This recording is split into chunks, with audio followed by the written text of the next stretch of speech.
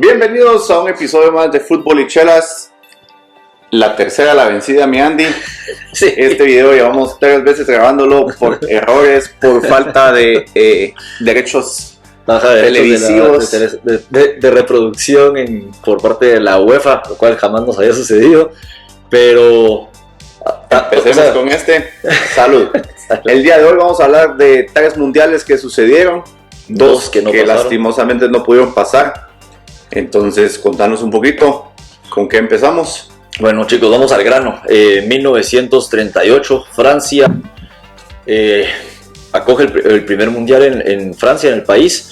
Italia se convierte en el primer bicampeón en la historia de los mundiales. Ya lo sabemos, Italia había ganado en 1934.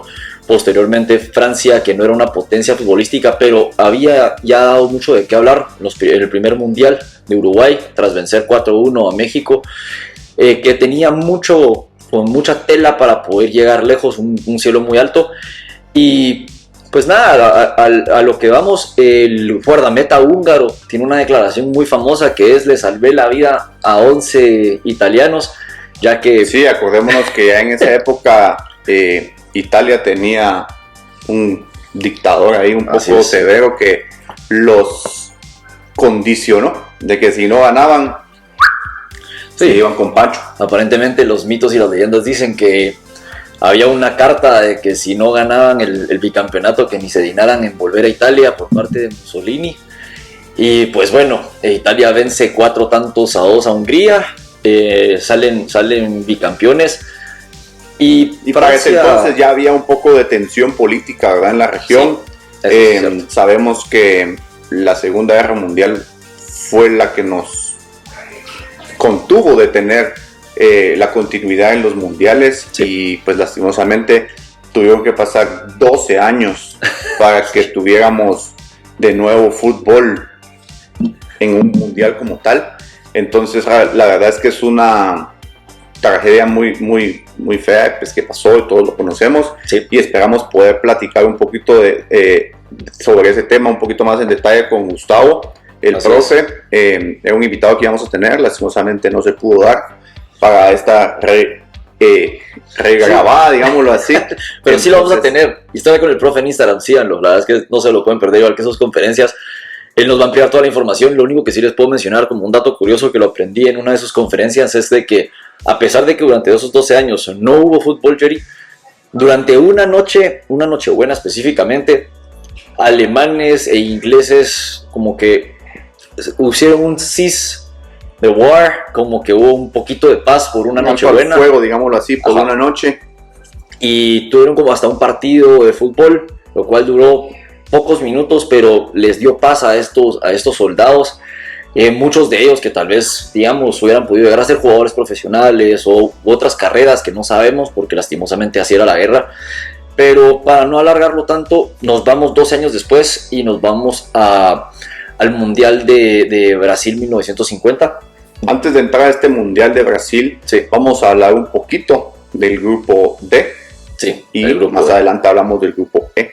Entonces, así es. Contanos un poquito, Andy, ahí ya estamos a pocos días del Mundial, ya este video lo habíamos grabado hace bastante, como les decíamos. Sí. Lastimosamente cuando íbamos programando subirlo, nos lo bajan. Entonces, y ahorita pues tenemos un poquito más actualizado quiénes van, si hay lesiones, no hay lesiones. Sí. Entonces vamos viendo un poquito del grupo D. Sí, el grupo D de Estados Unidos, Paraguay, 2 equipos que también pueden llegar lejos en este mundial, que podrían dar sorpresas, 2 equipos que prometen mucho.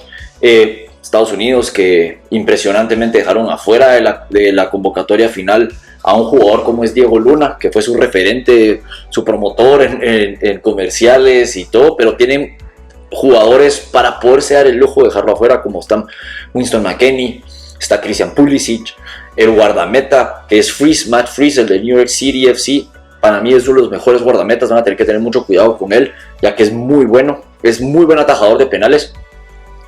Los paraguayos también tienen muy buenos jugadores, vienen muy bien posicionados en eliminatorias, y sin duda alguna son 2 equipos que pueden llegar lejos y pueden dar la sorpresa. Ahorita vamos a platicar de los otros 2 participantes de este grupo, pero quiero enfocarme un poquito, Jerry, en la certeza de Estados Unidos. habíamos hablado en los otros episodios, en los intentos que grabamos, de que Estados Unidos, yo no sabía que tenía tanta tradición artesanal, pero tú nos mencionabas de que sí tenían esa tradición. Sí, acordémonos que Estados Unidos, pues al final como que adopta las tradiciones de las personas que migran allí.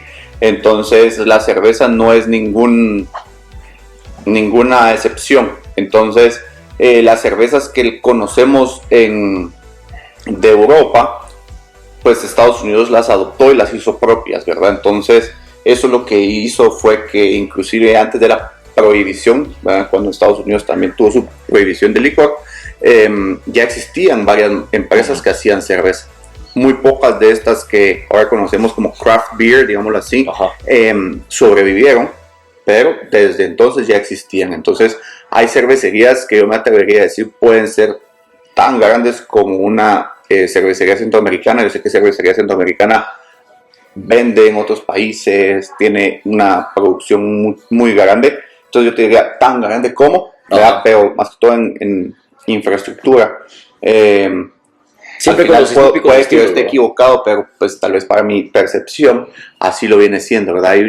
Ahora la economía en Estados Unidos ha cambiado muchísimo en los últimos tiempos y hay cervecerías que son tan grandes, pero se han aliado, han hecho joint ventures, donde por ejemplo Samuel Adams y Dogfish Head hicieron un merge para poder ser más grandes aún y poder competir con cervecerías macro como lo viene siendo Anheuser-Busch-Miller, los dueños de Corona, los dueños de Bud Light, Budweiser y todo eso, que al final, como lo hablábamos en las convocatorias, tenemos a Michelob Ultra como cerveza oficial del mundial.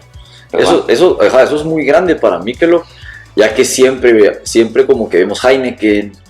Eso es con la UEFA, Heineken es con la UEFA, pero si tú te acordás, inclusive en Brasil era Brahma. Sí, la Brahma, sí. Es como muy local. Entonces, pero hubiera podido ser Tecate en este caso. En otros países había sido Budweiser, por ejemplo. Entonces es como que este monstruo de que es Anheuser-Busch-Miller son los socios de la FIFA, ¿verdad? Entonces en esta ocasión, pues siendo que también como que la cultura de las nuevas generaciones vienen tomando un poquito menos y buscan ser como que bebidas un poquito menos dañinas, digamos más así. spritzers, las cosas entonces así. Yo me imagino que por ahí tiene que ver un poquito el por qué eligieron esta Michelob Ultra y no una Corona, por ejemplo, que es la cerveza más vendida del mundo y es de ellos mismos, ¿verdad? Y aparte que tú me mencionabas también que otro dato curioso de Estados Unidos es de que los mejores lúpulos o las mejores regiones para poder hacer la cerveza, o sea, las mejores, como tú me lo dirás ahorita, no lo confirmarás, pero como que viene de Estados Unidos, o sea, literalmente tienes una facilidad más que en solo traerlo desde Europa. Sí, al final el lúpulo es una flor, digamos, que se da en ciertas regiones del mundo, entonces no se puede cultivar en todos lados, pero Estados Unidos tiene una región donde se da muy bien el lúpulo y eso les ha permitido pues potencializarse, por ejemplo, con las IPA, y son fantásticas las IPAs en Estados Unidos y tienen muchos otros estilos, ¿verdad? Yo creo que ese es un episodio que vamos a hacer más adelante donde hablemos un poquito más de cerveza y menos de fútbol, pero sí, en Estados Unidos puedes encontrar básicamente cualquier estilo de cerveza, inclusive hay una cerveza que es estilo belga que se llama Trappist, que los monjes son los que lo hacen. En Estados Unidos hay un monasterio que está autorizado para nombrar su cerveza trappista. Entonces podemos ver que Estados Unidos es muy amplio en su estilo, en sus estilos de cerveza artesanal o en cerveza en general, digámoslo así, y así como lo hace con el fútbol, ¿verdad? Que tiene multicultural, pluricultural, pluriétnico. Entonces en la cerveza es lo mismo. Sí, complementamos este grupo con países que tal vez no tienen tanta tradición cervecera. Está Australia y Turquía. Turquía puede ser un caballo negro para mí también en este grupo, si lo analizamos bien, puede ser un pequeño grupo de la muerte, lo cual pinta muy bien. A mí me interesa muchísimo, voy a seguir muy de cerca este grupo. Turquía no le conozco una tradición cervecera, sinceramente. Australia supongo que es más de lo mismo, lager, algo que sea refrescante, clara. Supongo que sí han de tener bastante, tampoco conozco mucho, a pesar de que solo conozco Foster, ¿verdad vos? Es una cerveza masiva que se vende en muchos lados del mundo. Guatemala no es la excepción. Pero es lager. Es una lager, sí, pero creo que tienen otros subestilos. Okay. Entonces, al final sí, cerveceramente creo que es un grupo bastante balanceado. Lo hablábamos con vos fuera de cámaras, donde Australia hasta se cambió de confederación hace un par de años para poder ser un poco más competitivo poco a poco. Entonces ahí siguen llegando a los mundiales, a pesar de que se hayan cambiado de confederación de Oceanía a Asia. Eso me parece fantástico porque... Es que es la forma en la que creces. Es literalmente la forma en la que creces, como lo mencionamos en los otros intentos y todo. Esa es la forma en la que Australia, de comerse 5 o 6 goles cada juego, ya han clasificado a octavos de final en un par de ocasiones y han dado, de hecho, Italia en el 2006, en el Mundial del 2006, que queda campeón, le gana con un penal, pero, o sea, sí, en un penal que muchas personas pueden decir polémico o algo así, pero mi punto es que Italia no lo había logrado vencer tan drásticamente a Australia porque ha ido mejorando su fútbol. Sí, y eso es lo impresionante. O sea, Turquía con Arda Güler, con Sharanoglu, con jugadores de alta capacidad podrían dar también pelea. Sí, vamos a ver qué es lo que pasa. Es un grupo muy interesante y sigamos con Brasil. Así es, nos vamos a Brasil 1950. Ya te había hecho esta pregunta, pero para todos los que nos están viendo te la vuelvo a hacer. ¿Te imaginas invertir la millonada de la historia para poder hacer un estadio para acoger a 170,000 personas? Prácticamente tener la fiesta hecha porque solo necesitas empatar en el último partido, porque no se disputaba una final como tal, sino era una como cuadrangular final. Y solo tienes que empatar contra Uruguay, contra el que venía de ser el único campeón de América en lo de la historia de los mundiales, porque solo habían 3 mundiales, pero dejas a 170,000 personas con el grito porque se da el famosísimo maracanazo. Sí, la verdad es que pues tercera vez que lo grabamos y ya lo hemos platicado, pero sí, al final, qué frustrante. Sí. Para ser el equipo de Brasil, venía de golear 5-1 y 7-1 respectivamente a España. A España y a Suecia. Y a Suecia, y iba de líder de la cuadrangular final y tenía que empatar contra Uruguay. Y pierden. Imagínate qué frustración. Sí. Ya tenían la cerveza lista. Construyeron el estadio para su mundial y pierden. En el Maracaná. Que de hecho tenían la cerveza lista, como vos decís, y solo la pasaron de un vestidor al otro para que Uruguay pueda celebrar y que no se desperdiciara. Eso es lo más impresionante. Otra cosa que es impresionante, que ya lo vamos a hablar en los otros episodios, es que Brasil ha tenido 2 grandes maracanazos. El otro fue en el 2014, 7-1 contra Alemania en las semifinales. Pero es que como que no se les da el Maracaná a Brasil. Sí, no sé qué tendrá de salado ahí, pero sí, al final, cabal, como lo hablábamos, Alemania pues está en el siguiente grupo. ¿Quieres hablar un poquito de él? Sí, ahorita platicamos brevemente del siguiente grupo, que es el grupo E, donde está Alemania, Ecuador, Costa de Marfil y por último un equipo que yo siento de que podría dar un gol o 2 goles, pero creo que para mí va a ser de los equipos más goleados de esta Copa del Mundo, y es Curazao. Curazao, que clasificó tranquilamente eliminando o enviando a repechaje a Jamaica y a otras islas caribeñas que le habían tocado en su grupo. Pero ahí va, el equipo con menor cantidad de habitantes en el mundo, ahí llegó. Curazao puede luchar algo, pero es como esa cerveza artesanal que todo el mundo quiere probar, que es como que a ver cuántos goles le metemos. Ajá, tengo que probar como 5 para ver si me gustó o no me gustó, no sé. No, y lo hablamos de nuevo, tal vez lo hemos mencionado en otros videos que vienen más adelante, pero aquí todos los equipos van a querer golear. Sí. Digámoslo así, es como la Champions, que hemos visto que fase de grupos antes era pues controlo el juego, gano y paso. Sí. No, ahora es todos los goles que pueda meter van a ser válidos, porque si no han visto el video que tenemos, el de las reglas, nuevas reglas, sí. Ahí hay algunos, una mención también de que ahora los mejores terceros pasan. Sí, eso va a ser determinante. Entonces va a ser muy determinante a cuántos goles encajas y anotás para ver cómo pasan, ¿verdad? Entonces, imagínate que hasta influye el fair play, o sea, las tarjetas amarillas van a influir, o sea, el fair play influye en este nuevo formato, y como tú dices, Yo, por ejemplo, si yo fuera Alemania, los alemanes se conocen que no tienen piedad. No tienen piedad. Si le metieron 7-1 a Brasil en su casa, pues. Sí, por eso es impresionante si es una aplanadora. Y yo creo que la mejor forma de respeto que puedes dar ante un rival es, si lo tenés noqueado, seguir dando hasta que te detengan el round. ¿Por qué? Porque si decís, ay no, pobrecito, dejémoslo ahí, es peor, es más denigrante para el otro equipo. Bueno, pero acordémonos, o sea, al final son más equipos, pasa el mejor tercero. Pero yo, por ejemplo, si fuera una Alemania y le voy ganando 4 o 5-0 a Curazao, yo sí hago mis 5 cambios.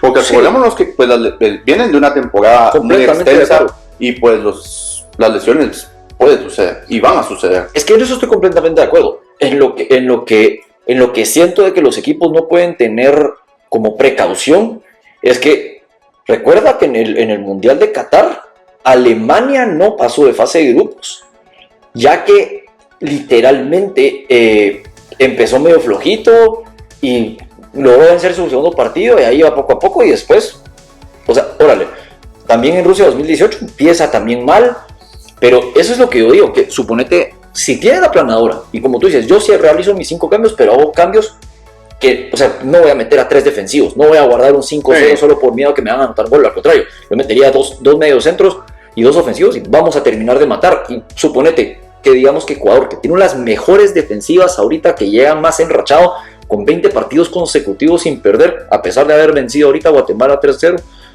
y que tiene una de las mejores defensivas en menor cantidad de goles encajados. Costa de Marfil igual, la misma historia. Curazao no recibió un solo gol en las eliminatorias. Entonces, ¿qué te dice eso? Que estos van a llegar a defenderse contra Alemania. Yo, si soy Alemania, te voy a tratar de matar. ¿Por qué? Porque empatas un partido y la diferencia de goles no está a tu favor y hasta determina, porque hay una segunda tabla donde todos los mejores terceros van a tener esta tabla. Que ahí es lo que define quiénes clasifican. Y ver contra quién te ponen en una siguiente ronda, ¿verdad? Porque si sos el mejor tercero, vas contra un segundo, pero si así te vas, ya va siendo un poquito más difícil tu camino. Entonces, sí, hablábamos de Alemania, creo que tiene un equipón, ¿verdad? Sí. Tienen a Neuer una vez más, lo convencieron después de un par de años fuera. Ecuador fue invicto en casa, de local, en las eliminatorias, y tienen, como vos decías, una defensa muy sólida. Curazao, que a pesar de que creemos que se puede comer muchos goles, acordémonos que tiene todos sus jugadores son de Países Bajos, sí, juegan nacidos en Países Bajos con raíces de Curazao, sí. Juegan en Europa, ¿verdad? Sí, eso es un volado. La verdad es que este mundial o nos puede sorprender mucho o nos puede arruinar la historia de los mundiales como tal, porque todavía lo quieren ampliar más los próximos mundiales en equipos. Entonces siento que siempre, pero ya tenemos que ser mucho más tiempo y todo. Sí, no sé, completamente. Ya lo veremos, como dijimos en uno de los otros videos. Puede sorprendernos este formato del mundial. Que si tengo un favorito en este grupo. No, tienes un favorito, porque por eso es que, perdón que te interrumpí. Tienes un favorito en este rubro en el que Alemania, porque eso lo habíamos hablado en los otros episodios, Alemania podría perder uno de los 2 partidos. Supongamos, favorito me refiero a Ecuador o Costa de Marfil, que le pueda dar esa sorpresa.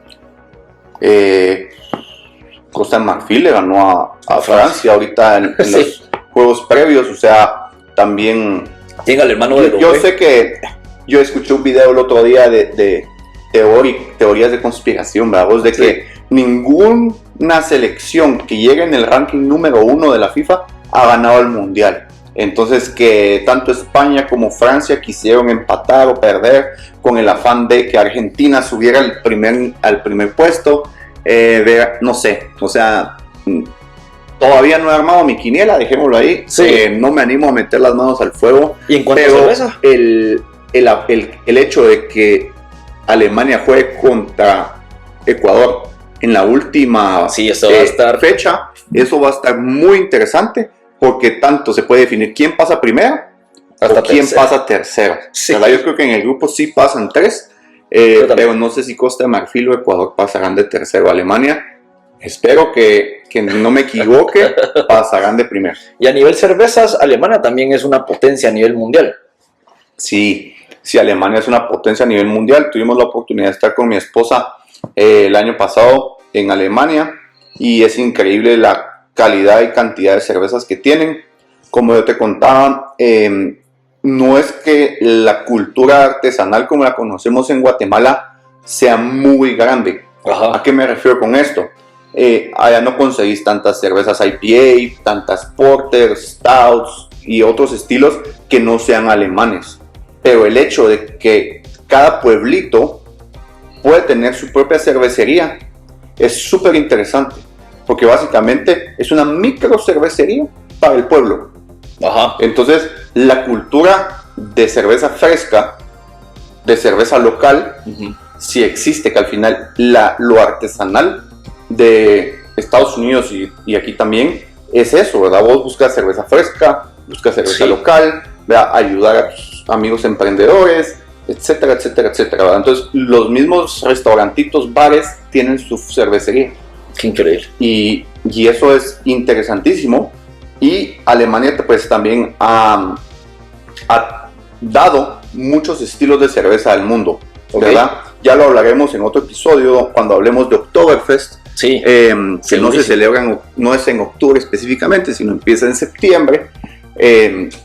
Cómo fue que la cerveza alemana fue creciendo, cambiando y por qué tiene tanto auge, ¿verdad? Porque sí son muy, muy influyentes en el mundo de la cerveza. Y también si vos te pones a ver como que una línea en el Ecuador y todo eso, Alemania y alguna región de Estados Unidos comparten una franja, una línea ecuatorial.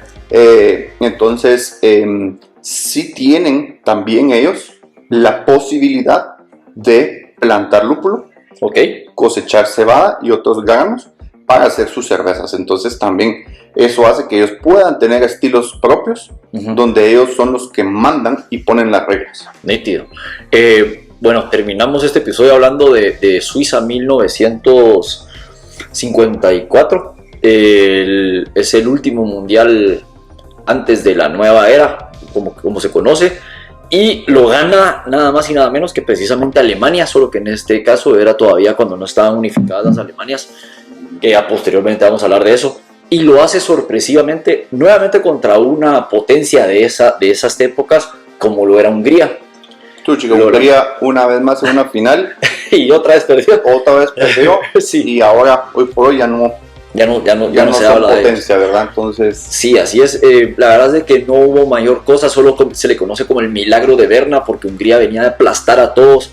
Es un partido sumamente defensivo, donde Alemania anota un gol y sabe defender a la perfección ese gol, logran salir victoriosos y empieza la primera estrellita. Hoy no tienes la camisola, pero la primera estrellita que tiene Alemania y que ya sabemos el poderío teutón que es hoy en día. Entonces, con eso terminamos el episodio de hoy. Sí, la verdad que bien interesante. Como decís, ahorita vamos a entrar a una nueva era de los mundiales en los siguientes episodios. Pero qué diferente. Sí. Lo que era un mundial antes, donde tenían que viajar en barco, ¿verdad? Competir 3 semanas viajar 3 semanas para competir 2 días, etcétera, a como es hoy por hoy, ¿verdad? Hoy vemos que la fiesta mundialista es mundial, realmente es global. Podemos verlo, vivirlo y casi que respirarlo. Si tuvieras la posibilidad de ir, es muy fácil asistir, ¿verdad? Entonces ha sido bien diferente. Y los formatos también, ¿verdad? Como iba a ser que antes era un Final Four, una final, y ahora pues obviamente conocemos los brackets, ¿verdad? Cuartos, semis, las eliminatorias, todas, hasta la fase, cómo clasificaban. Al principio era por invitación, equipos en otros mundiales que hicieron berrinche porque no se volvía a jugar en una confederación. Sí, mira, ahora tenés a Irán y Estados Unidos en guerra y peleando, y ahí están, o sea, y si quieres bueno y si no también, ¿verdad? Entonces, la verdad es que estamos a muy pocos días y espero que disfrutemos de un excelente mundial. Sí, como lo mencionamos en los anteriores intentos de poderlo publicar, vamos a tener la mayoría de los partidos en Casa Sapiens. Pueden estar ahí, pueden hacer sus reservas, y si tienen algún partido o sea, relevante o que ustedes quieran ver, pueden escribir, y si tiene la disponibilidad, mi estimado Jerry los va a atender. No se lo pueden perder, la verdad es que hay buenas promos, buena quiniela que vamos a tener, buena cerveza, eso es indispensable, y la cocina es de Le Jegui.